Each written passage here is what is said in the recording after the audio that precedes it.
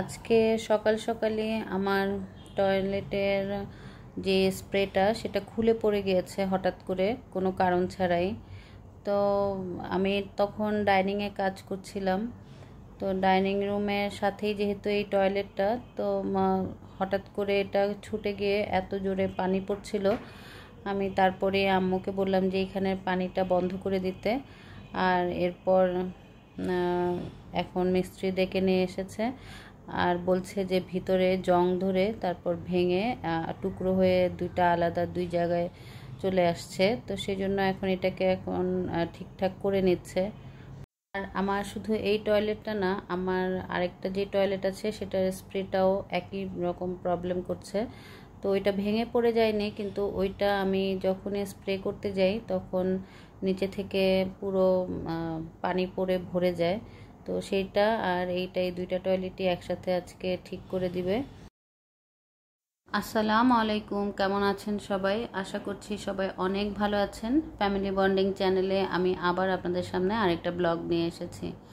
আর আজকে আমি এখন যা করছি সেটা হচ্ছে একটু আনারসের জুস বানাচ্ছি। প্রচণ্ড গরম পড়েছে আর এই গরমের মধ্যে আনারসের জুস কিন্তু খেতে পারলে খুবই ভালো। তো আমি একটা আনারস নিয়েছি এখানে, আর এখানে একটু পরিমাণ মতো চিনি দিয়ে দিচ্ছি। আর এখানে আমি গোলমরিচ ক্রাশ করে দিলাম আর লবণ দিলাম। এরপর আমি পরিমাণ মতো পানি দিয়ে খুব ভালো করে ব্লেন্ড করে নিব। এখানে আমি বিট লবণ দিতে পারতাম, কিন্তু আমার কাছে বিট লবণ নেই, তাই আমি দেইনি। তো এটাকে আমি এখন খুব ভালো করে ব্লেন্ড করে নিয়ে তারপর আমি বোতলে ভরে ফ্রিজে রেখে দিব। দেখতে পাচ্ছেন খুব সুন্দর একটা কালার এসেছে। তো ইফতারের আগে আগে আমি এটাকে বের করব।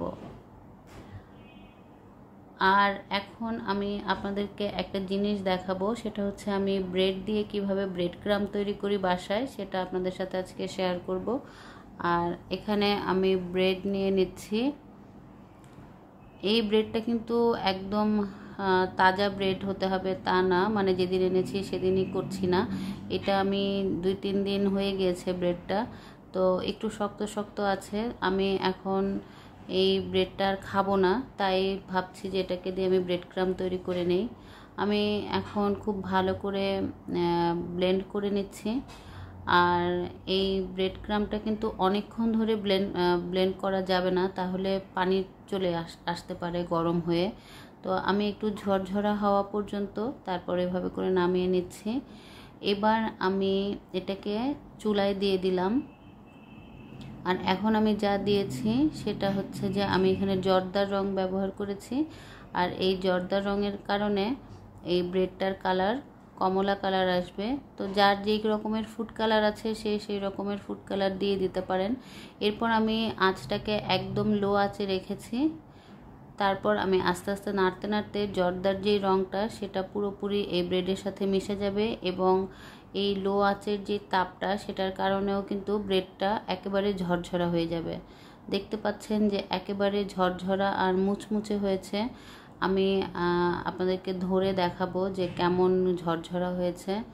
দেখতে পাচ্ছেন খুবই সুন্দর, কিন্তু এটা দিয়ে আমরা একেবারেই বাজারের মতো যেই ব্রেড ক্রাম্বটা পাওয়া যায় সেরকমই হয়, আর খেতেও কিন্তু খুব ভালো লাগে।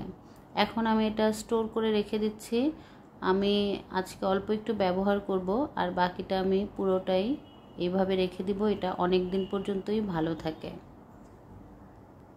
আর এখন আমি এটা রেখে তারপর দুপুরে রান্নায় চলে যাব। আজকে আমি রান্না করব হচ্ছে কাঁকরোল আর আলু, ইলিশ মাছ দিয়ে রান্না করব।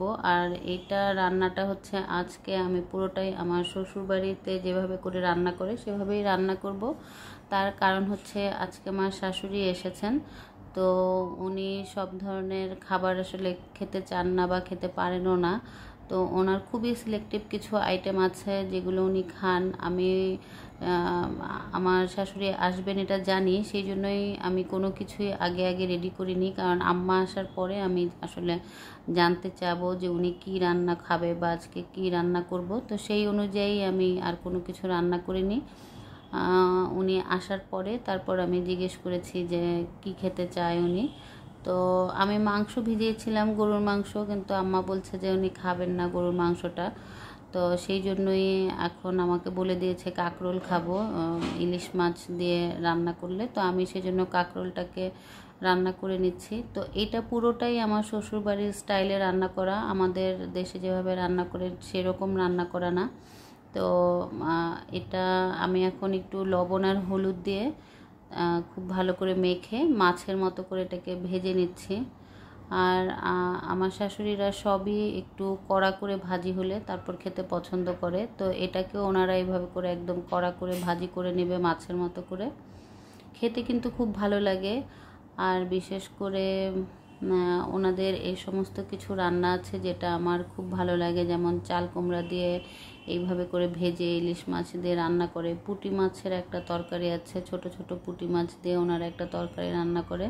তো ওই ধরনের আরও অনেক বেশ কিছু তরকারি আছে যেগুলো আমার খুব ভালো লাগে খেতে। এখন আমি মাছটাকে ভাজি করে নিচ্ছি তেলের মধ্যে, ইলিশ মাছটাকে। যদি আমি খেতাম তাহলে কিন্তু আমি অত বেশি কড়া ভাজি করতাম না, যেহেতু আম্মা খাবে আর সেই কারণে আমি পুরোপুরি আম্মার মতো করে রান্না করার চেষ্টা করছি। আর আমি এখন ইলিশ মাছটাকে একটু কড়া করে ভাজি করে নিচ্ছি। ঠিক একইভাবে আমি আলুটাকেও এভাবে কড়া করে ভাজি করে নিব।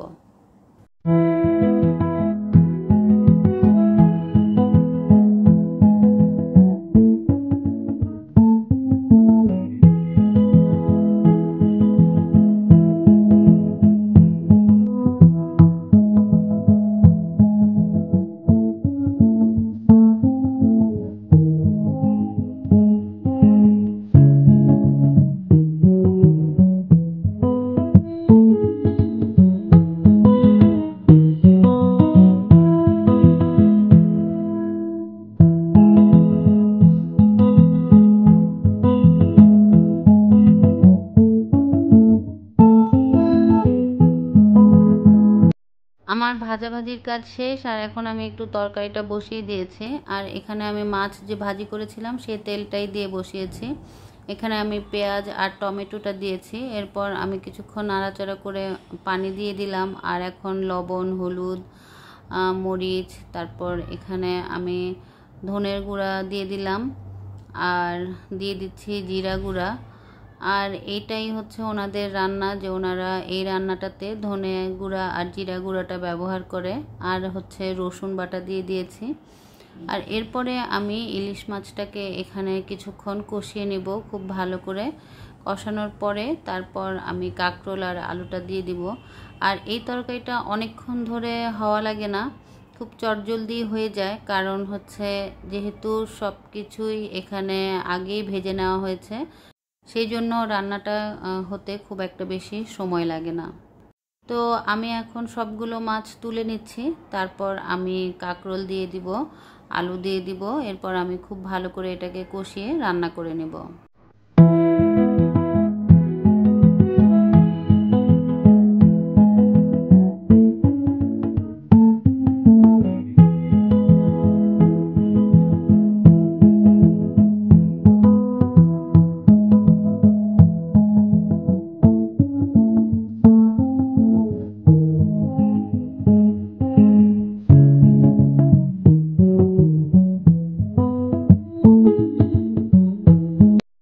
আমার রান্না শেষ হয়ে গিয়েছে, আর এখন আমি ইফতারিতে যাওয়ার আগে একটু টেবিলটাকে গুছিয়ে নিচ্ছি, কারণ ইফতারি বানাতে বানাতে পরে আর টেবিলটা গুছানোর সময় পাই না, খুব তাড়াহুড়া লেগে যায়।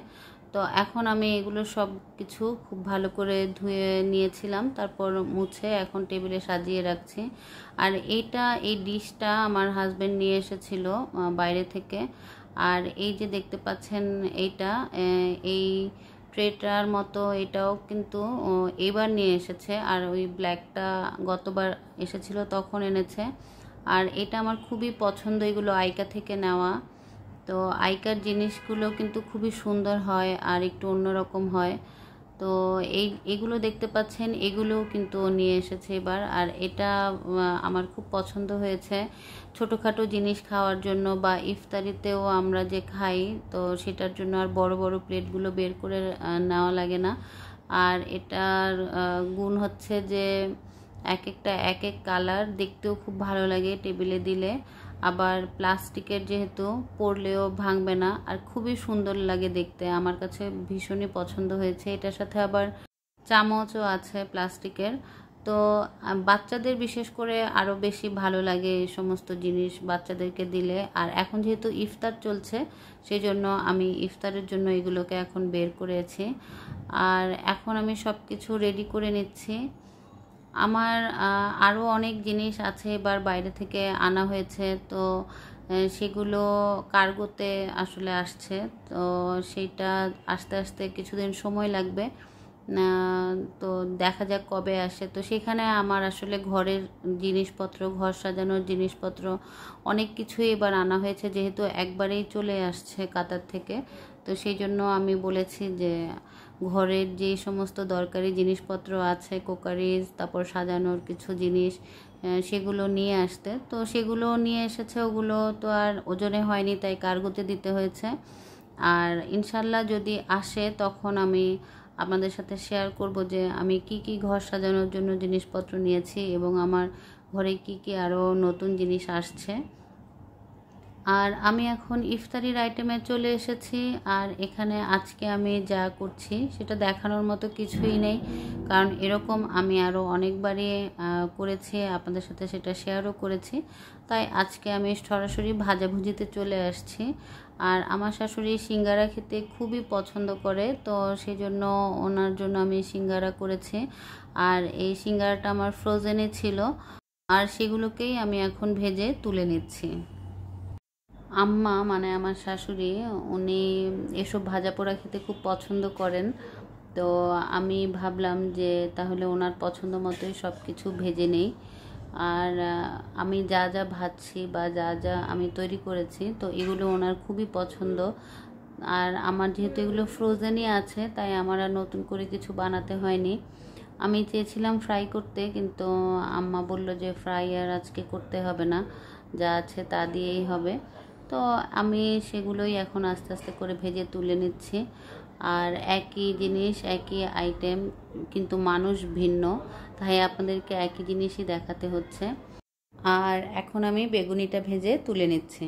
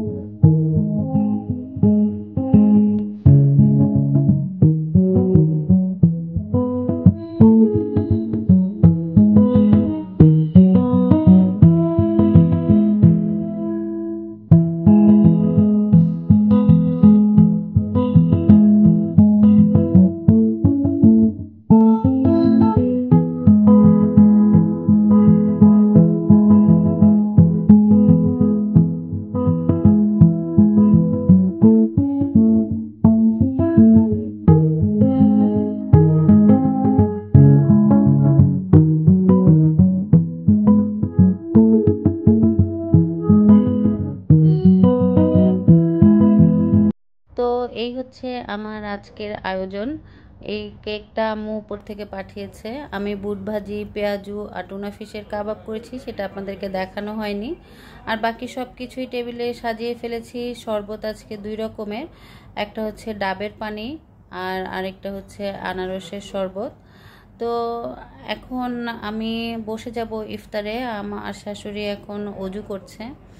আর এখানে আমি একটু তরমুজটাকে ভিন্নভাবে সাজিয়ে রাখলাম, যেন দেখতে একটু ভালো লাগে। তো বন্ধুরা, যদি আপনাদের ভালো লেগে থাকে তাহলে লাইক করতে ভুলবেন না। আর যারা নতুন দেখছেন, যদি ভালো লাগে সাবস্ক্রাইব করবেন। সবাইকে অনেক ভালোবাসা। আল্লাহ হাফেজ।